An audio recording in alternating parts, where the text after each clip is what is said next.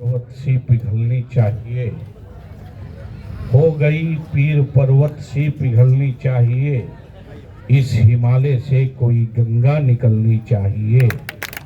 मेरे सीने में नहीं तो तेरे सीने में सही, हो आग कहीं भी मगर आग जलनी चाहिए। और आज श्री प्रशांत किशोर जी का इस पदयात्रा करने का मकसद सिर्फ हंगामा खड़ा करना नहीं, बल्कि इनकी कोशिश है कि पूरे बिहार की सूरत बदलनी चाहिए, पूरे बिहार की सूरत बदलनी चाहिए। आज आप सभी इस राजेंद्र बाबू के ऐतिहासिक धरती पर, देश रत्न के इस ऐतिहासिक धरती पर सिवान मौलाना मजरुल हक साहब और राजेंद्र बाबू के इस ऐतिहासिक धरती पर मैं आप सबों के तरफ से श्री प्रशांत किशोर जी का एवं इनके साथ चल रहे सभी पदयात्रियों का अपनी दिल की तमाम गहराइयों से हार्दिक अभिनंदन करता हूं, स्वागत करता हूं इस कुलवा दरगाह की धरती पर।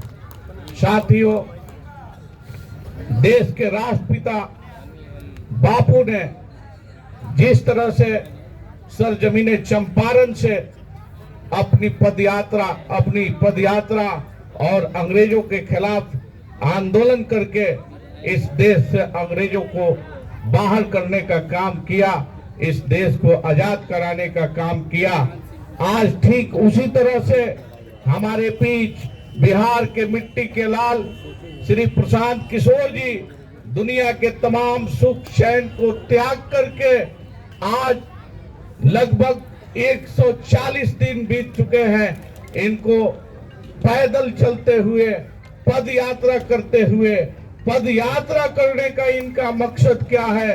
आज हमारे बिहार के समाज के लोगों को तमाम नेताओं ने, चाहे वो किसी भी पार्टी की दल की सरकार रही हो, किसी ने हमको जात के नाम पर तोड़ा है, किसी ने धर्म के नाम पर तोड़ा है, किसी ने संप्रदाय और मजहब के नाम पर तोड़ा है, लेकिन पहली बार मैं समझता हूं कि इस दुनिया में या इस बिहार में कोई बिहार की मिट्टी ने किसी लाल को पैदा किया है जो राजनीति के नाम पर किसी को तोड़ने के लिए नहीं, किसी को जात के नाम पे, धर्म के नाम पे, संप्रदाय के नाम पर तोड़ने के लिए नहीं, बल्कि पूरे बिहार के टूटे हुए इन समाज को मोहब्बत से जोड़ने के लिए आया। आज यह जन सुराज किसी व्यक्ति विशेष का नहीं है, किसी जात धर्म मजहब का नहीं है, पूरे बिहार के समाज और स्वाभिमान की बात है और बिहार के एक एक लोगों को आज समझना पड़ेगा। साथियों, आज हम बिहार से बाहर जाते हैं, हमको गाली के रूप में संबोधित किया जाता है दूसरे प्रदेशों में, दूसरे देशों में, लेकिन हम गाली सुनते आ रहे हैं इसलिए कि कहीं ना कहीं इसके लिए दोषी हम ही हैं। इसलिए मैं कह रहा हूं कि इतना टूटा हूं कि छूने से बिखर जाऊंगा। ये बिहार के लोग कह रहे हैं, ये फैज अहमद नहीं कह रहा है कि इतना टूटा हूं कि छूने से बिखर जाऊंगा।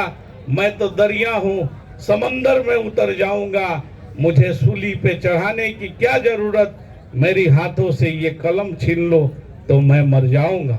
साथियों, बाबा साहब अम्बेडकर ने कहा था कि शिक्षा उस शेरनी का दूध है जो पिएगा वही दहाड़ेगा।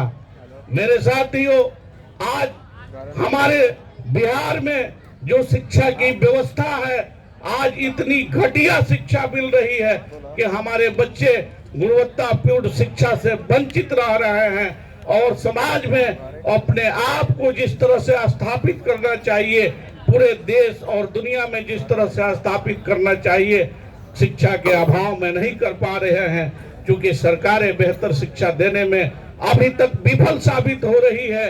लेकिन हमारे जन सुराज के सूत्रधार, इनके साथ देश और दुनिया के बड़े बड़े स्कॉलर बैठे हैं, बिहार की शिक्षा को कैसे आगामी 5 से 10 सालों में बेहतर शिक्षा, गुणवत्तापूर्ण शिक्षा यहाँ के गरीब और मुफलिस बच्चों को दिया जाए कि आने वाले समय में बिहारी कहलाना हमारे लिए गाली की बात नहीं हो, बल्कि सम्मान की बात हो, गौरव की बात हो। हम बिहारियों की स्वाभिमान हर जगह लोग समझे। आपको मैं बताना चाहता हूं कि आज जो यह जन सुराज आपके सामने दिख रहा है, जन सुराज एक नारा है और भावी इतिहास हमारा है। दोस्तों, जिंदगी में वक्त मिला है तो कहानी नहीं इतिहास लिखना है और बन के जन सुराज का अंग अपनी किस्मत अपने आप लिखना है, अपने बच्चों की किस्मत अपने आप लिखना है।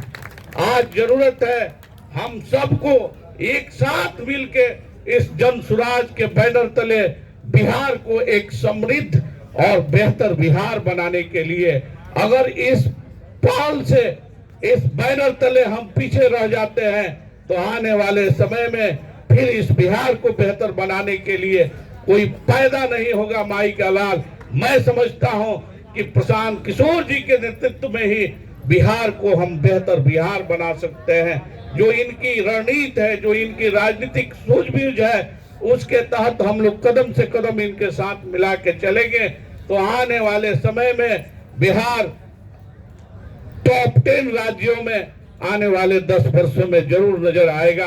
बस हम सभी बिहारियों को एक साथ मिलके बिहार को बेहतर बनाने के लिए अहद लेना होगा, कसम खाना होगा।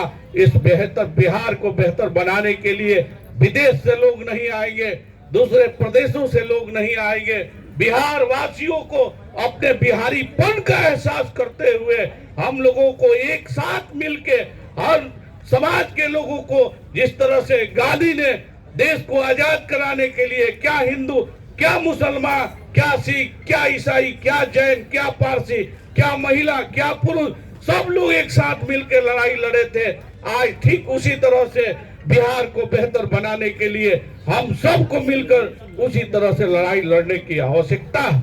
और इनके लिए मैं क्या कहूं, ये तो लहू को लहू लिखते हैं, पानी ये नहीं लिखते। महलों की रक्कासा को रानी ये नहीं कहते। यही तो बात है कि सारा हिंदुस्तान इन पे नाच करता है। ये इतिहास लिखते हैं, कहानी ये नहीं लिखते, कहानी ये नहीं लिखते।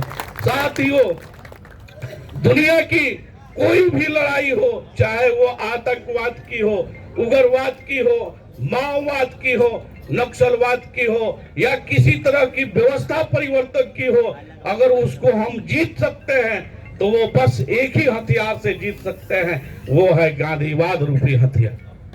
गांधीवाद रूपी हथियार से ही हम जीत सकते हैं। और प्रशांत जी कोई अपनी तस्वीर को लगा के किसी बैनर पर नहीं चल रहे हैं, बल्कि गांधी को लेकर चले हैं। ये हमारा आपका फर्ज है कि गांधीवाद को समझे और बिहार को बेहतर बनाने का काम करें। जय हिंद, जय भारत, जय बिहार, जय प्रशांत किशोर।